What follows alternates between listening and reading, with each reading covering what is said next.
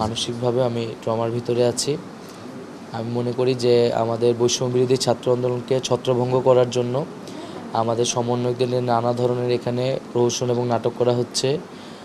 এখানে আমাকে গুম করা হয়েছিল, অন্যদেরকে নিয়ে মিডিয়ায় নানা ধরনের বিভ্রাট তৈরি করা হচ্ছে, নানা ধরনের বিভাজন সরকারের জায়গা থেকে তৈরি করা হচ্ছে, আমাদের একতাকে নষ্ট করা হচ্ছে এবং ইন্টারনেট না থাকার কারণে এবং নিরাপত্তা সংকট থাকার কারণে আমরা একসাথে বসতে পারছি না, একসাথে আমরা যোগাযোগ করতে পারছি না।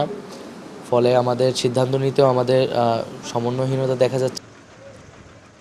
করে আমাদের ওই 8টি দাবির পক্ষে গিয়ে যদি ওই যৌক্তিক এবং বাস্তবসম্মত যে স্টেপগুলো সেগুলো না নেওয়া হয়, আমাদের দাবিগুলো যদি মেনে না নেওয়া হয়, দৃশ্যমান এবং কঠোর যদি পদক্ষেপ না নেওয়া হয়, তাহলে আমরা কোনোদিনও এভাবে আমাদের সকলের জীবনকে শঙ্কায় রেখে আমাদের আন্দোলন ছেড়ে ভীরুর মতো কখনো চলে যেতে পারি না।